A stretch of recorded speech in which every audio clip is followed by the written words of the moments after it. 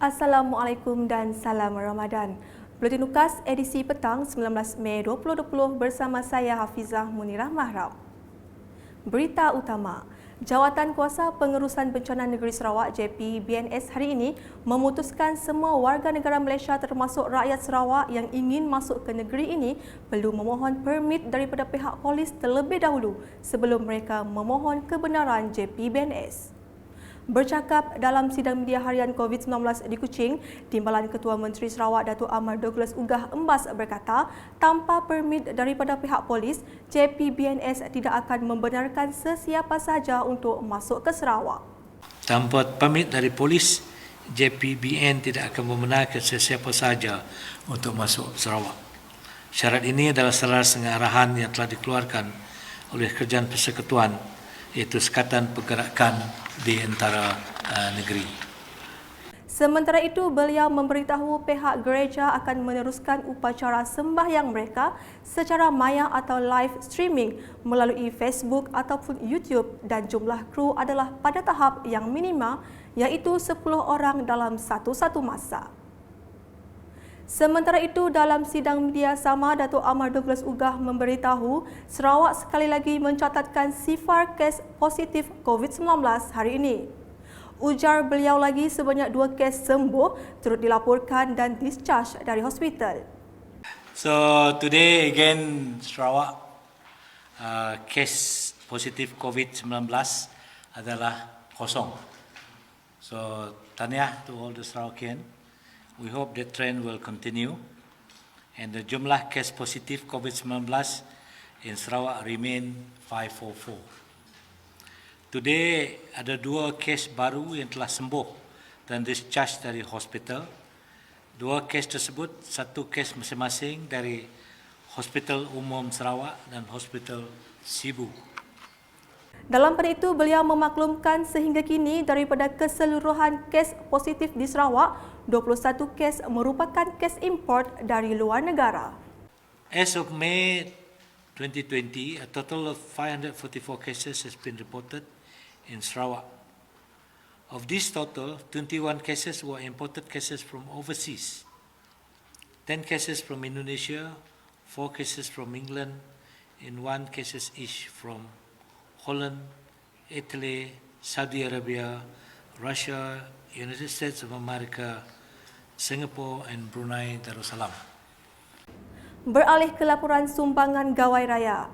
Di Bintangor, penduduk di 9 kampung melahirkan penghargaan terhadap Menteri Muda Hal Ehwal Korporat dan UKAS merangkap Ahli Dewan Undangan Negeri Semop Abdullah Saidul di atas sumbangan gawai raya. Sumbangan diagihkan melibatkan seramai 601 ketua isi rumah bertujuan meringankan beban ditanggung mereka semasa menempuh Perintah Kawalan Pergerakan Bersyarat PKPB. Antara kampung yang menerima bantuan adalah seperti tertera.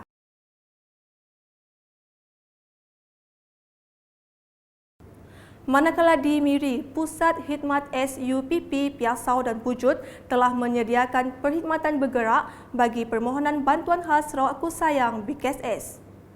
Menteri Muda Pelancongan Kesenian dan Kebudayaan Sarawak, Datuk Sebastian Ting berkata ianya bertujuan memberikan kemudahan kepada penjajah mendaftar dan membuat permohonan bagi mendapatkan inisiatif yang disediakan Kerajaan Sarawak.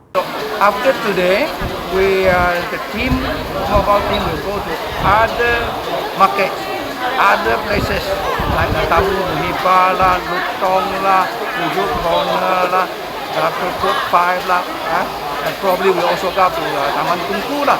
We help all our local friends to register for them.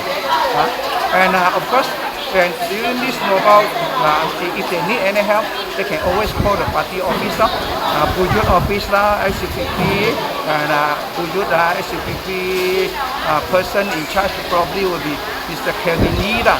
For Piasau, and there will be few people, Councillor Leslie Lau and Chia Kafung, they can also be there, and also we have Councillor Tan, Councillor Aris. They are all in the know lah.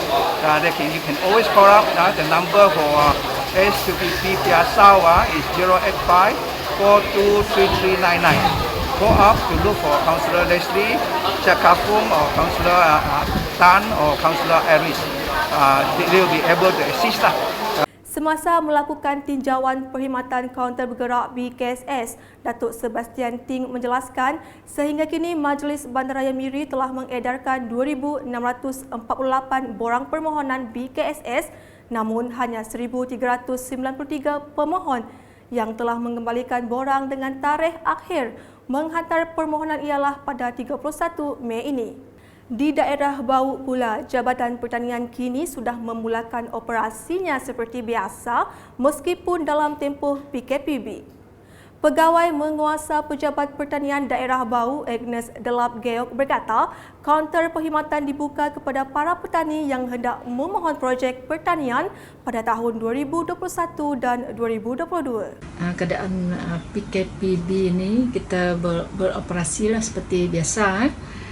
Seperti pembukaan kaunter untuk para petani memohon projek untuk tahun hadapan ataupun untuk tahun 2022, dan kita hadkan bilangan petani lah, seboleh-bolehnya jangan melebihi 10 orang lah dalam satu masa. Tambah Agnes, Pejabat Pertanian Bau sekarang juga dalam proses pengagihan input pertanian dan pelaksanaan projek yang tertangguk sejak Mac lepas. Sekian bersama saya Hafizah Munirah dan kru penerbitan. Dapatkan berita terkini Sarawak setiap hari dengan melayari ukas.sarawak.gov.my atau di Facebook, Instagram, Twitter dan saluran YouTube Buletin UKAS. Mengakhiri buletin dengan langkah-langkah pencegahan COVID-19. Salam UKAS. Bagaimana kita boleh menghentikan penularan COVID-19? Cuci tangan dengan kerap. Elakkan menyentuh hidung, mata dan mulut. Kekalkan 1 meter jarak sosial. Pakai tutup muka sekiranya ada batuk atau sesama. Kekal di rumah sekiranya tiada urusan penting. Dah hubungi hospital sekiranya bergejala.